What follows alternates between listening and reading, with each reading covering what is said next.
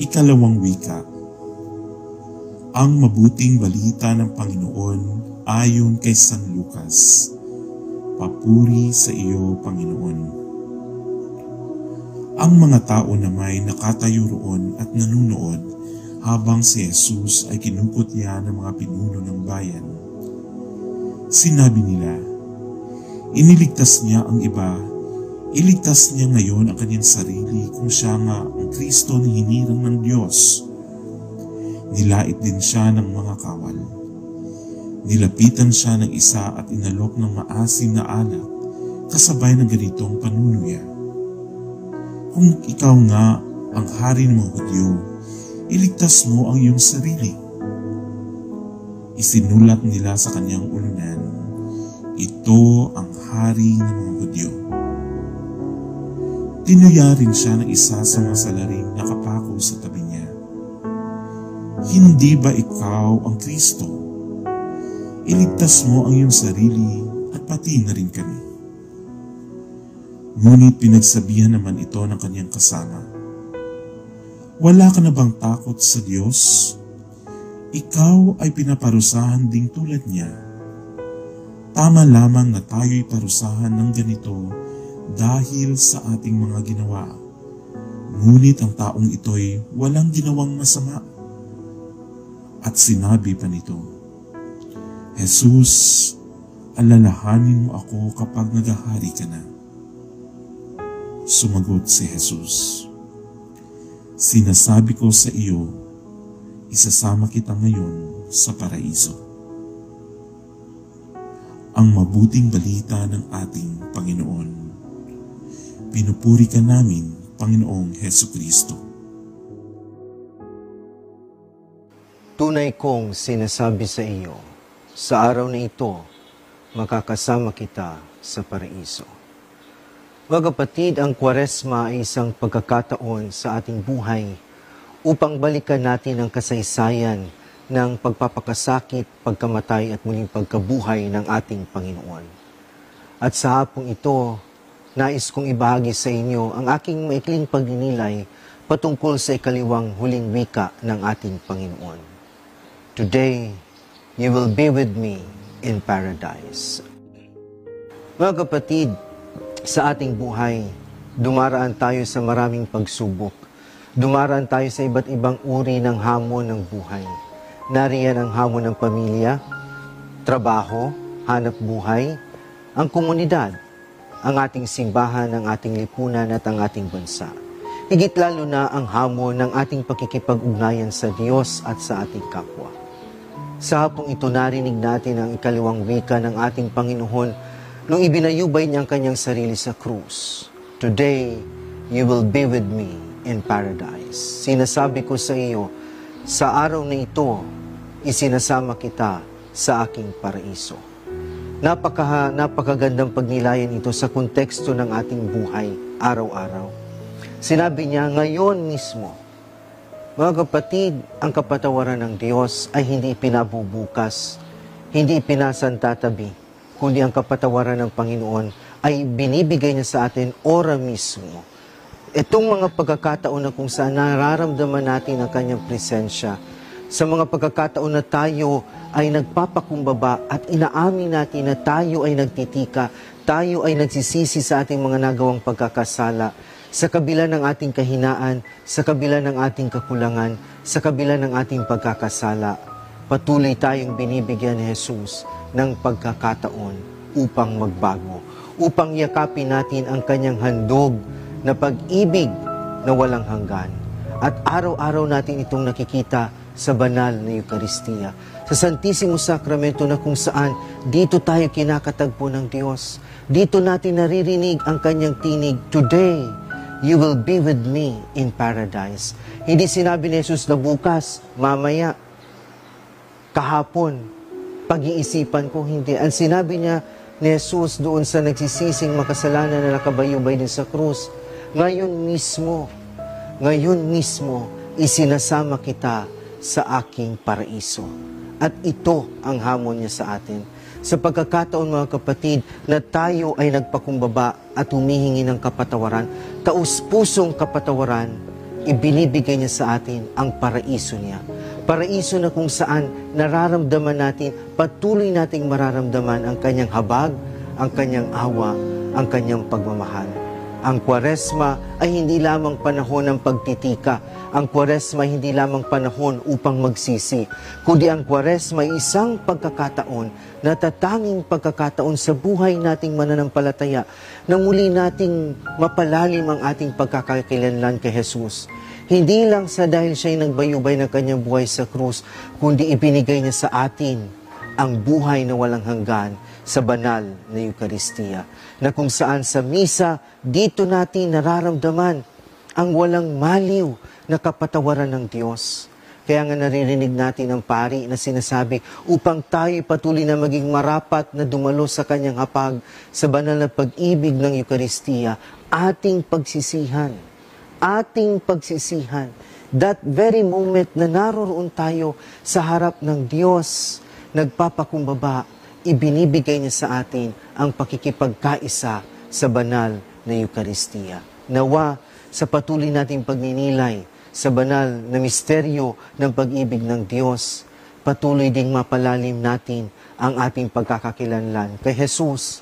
Minsan isinilang sa sabsaban, minsan nagbayubay ng kanyang sarili sa krus, minsan nabuhay muli at patuloy na naninirahan at nananahan sa bawat isa sa atin, higit lalo na sa banal na Eukaristiya. Kaya mga kapatid, paalala sa atin, if today you hear the voice of God, harden not your heart. Mapag naririnig natin ang kanyang tinig, ang kanyang presensya, sa maraming pagkakataon at maraming karanasan, manatili nating palambutin ang ating puso, manatili tayong makinig at tanggapin ang kanyang salita na nagsasabi sa bawat isa, today, you will be with me in paradise.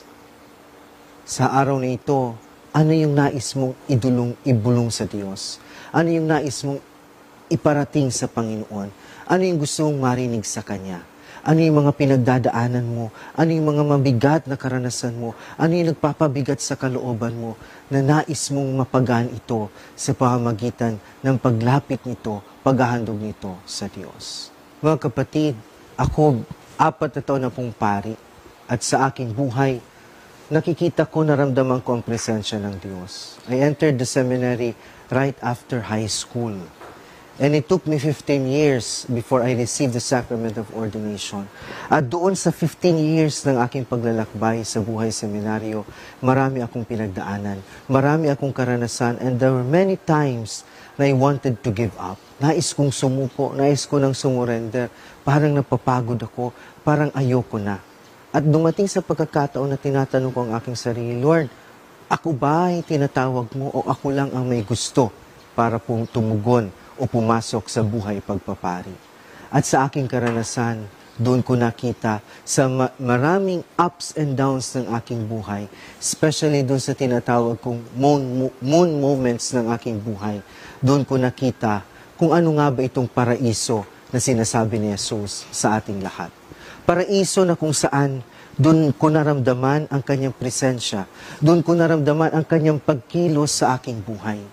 Karanasan na kung saan nagdala sa akin sa pagpapakumbaba at lagi kong sinasabi when I received the gift of ordination February 9, 2019, ang lagi kong paalala sa aking sarili, manatili akong nagpapakumbaba, to stay humble, to remain humble, dahil dito sa pagkakataong ito, sa pagpapakumbaba, dito ako nagiging panatag, dito ko laging binabalikan ang karanasan ko na sinabi sa akin ni Jesus, today you will be with me in paradise. Mga kapatid, hindi madali ang pagsunod kay Kristo. Hindi madali ang pagsunod sa kagustuhan ng Diyos. Maraming pagkakataon na tayo ay makikipagbunong braso sa ating sarili, sa ating kagustuhan, laban sa kagustuhan ng Diyos. Subalit, ano nga ba ang dapat nating sundin? Ano nga ba ang dapat nating isabuhay? Walang iba kundi ang kanyang kadakilang kalooban. Nung si Jesus ay ibinayubay sa krus, nakita natin, narinig natin ang mga wika niya na sa kahuli-huli ang sandali ng kanyang buhay, ang nais niya ay maligtas ang bawat isa. Ang nais niya ay maligtas ka. Ang nais niya ay maligtas ako. Ang maligtas tayong lahat at yakapin natin ang ating pananampalataya sa Kanya. Na kung ibinayubay niya ang Kanyang sarili sa krus, ganun din ang pagbabayubay niya ng walang hanggang pagmamahal niya sa Eucharistia para ikaw at ako ay magkaroon ng kaligtasan. Para ikaw at ako ay magkaroon ng pagbabagong buhay.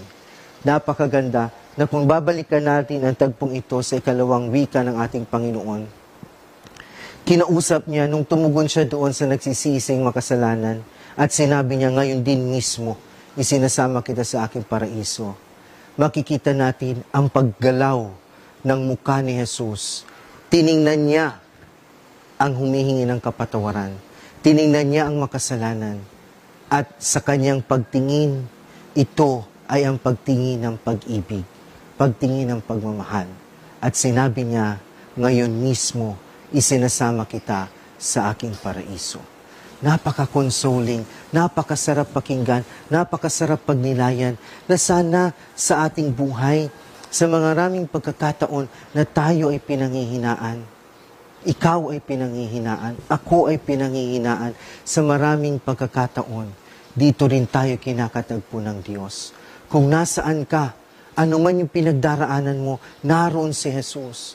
Naroon ang Diyos. Naroon siya na nakikiisa sa iyo sa pagpasa ng krus. Tatandaan po natin na bago ibinayubay si Jesus sa krus, pinasa niya ito na may pag-ibig.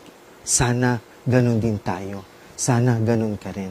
Huwag nating isipin na tayo lang ang nagpapasan, kundi ang isipin natin every time na makikita natin ang Poong Nazareno, makikita natin na kasama natin siya sa pagpasan ng krus. Gaano man kabigat yung dala nating krus, kasama natin si Jesus. At ito, mga kapatid, ang magdadala sa atin sa kapakumbabaan. Ano mang krus ang pasan mo, ilapit natin ito sa Panginoon. Pakinggan natin ang kanyang 7 huling wika nung siya'y nakabayubay sa krus. 7 wika na kung saan nagsasabi sa atin, nagpapaalala sa atin, na sa kahuli-huling sandali ng kanyang buhay, ng kanyang hininga, ang nais niya ay makapiling ka. Ang nais niya ay makasama ka. Ang nais ni Jesus, tayong lahat, ang bawat isa, makapiling niya, makasama niya sa paraiso. Paraiso na kung saan, dito natin makakatagpo ang Diyos na walang hanggang nagmamahal. Ang Diyos na minsan ka lang inibig, minsan lang tayo minahal, pero ang minsan na yan ay magpakailanman. Nawa sa ating patuloy na pagninilay, patuloy din na tayong magpakumbaba at yakapin natin ang krus ni Jesus, dahil ang krus ni Jesus ay ang krus ng pag-ibig niya, ang krus ng pagmamahal, ang krus na kapatawaran. Kung titingnan natin ang ating buhay, sa kabila at maraming kasalanan na meron tayo, patuloy niya tayong iniibig. Patuloy kanyang inaanyayahan, kapatid, na tingnan siya sa krus. Katagpuin siya sa banal na Eucharistia. Lapitan siya sa banal Santissimo Sacramento.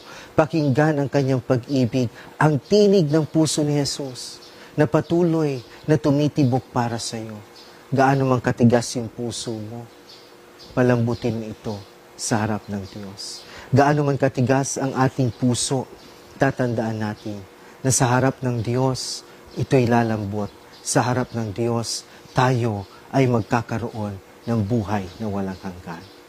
At sana mga kapatid, wag lang tayo yung dahil ngayon lang Kwaresma, occasional lang ang ating pagtitika, occasional lang ang ating pagsisisi, kundi araw-araw maramdaman natin, masabi natin sa Kanya, habang tinitingnan natin ang pari na itinataas ang ostia at ang kalis. Sana araw-araw, kapag tinitingnan natin siya, ang nasasabi natin sa Kanya, Lord, remember me. Kapag ikaw ay nasa paraiso, alalahanin mo ako, Panginoon, kapag naroon ka na. Sana, mga kapatid, kung ako sa aking buhay ay naramdaman ko ang kanyang presensya, ang naramdaman ko ang kanyang pag-ibig. Ibinigay niya sa akin ang paraiso ng kapatawaran. Tinawag niya ako na maging ganap na pari, religious priest sa Congregation of the Blessed Sacrament upang sa misyong ito Sa natatanging karisma ng kongregasyon, may paparamdam ko sa bawat isa ang kanyang pag-ibig, ang kanyang presensya, ang kanyang pagmamahal. Tatandaan natin, ang Kwaresma ay panahon upang mapalalim natin ang pagkakakilanlan natin kay Jesus sa Eukaristiya, ang pagkakakilanlan natin sa Kanya sa Santissimo Sacramento, upang sa gayon, katulad ng makasalanang nagsisi, tayo rin araw-araw ay magkakaroon ng pagkakataon upang magsisi. There is no other road to holiness except the road of humility. Mga kapatid, ikaw, ako, napapakinggan ba natin ang Diyos? Napapakinggan ba natin ang Kanyang tinig? Nagkakaroon ba tayo ng pagkakataon sa ating buhay para tingnan natin ang Kanyang muka? Ang mukha ng Diyos na puno ng pag-ibig. Ang mukha ng Diyos na tinatawag tayo. Tatandaan natin na ang Diyos, pag nagmahal, oras-oras, minu-minuto, sigu-segundo, ang hamon sa atin, magpakumbaba at aminin natin at sabihin natin sa Kanya, Panginoon, alalahanin mo ako pagdating mo sa iyong paraiso. Sa ngalan ng Ama, ng Anak, at ng Espiritu Santo. Amen.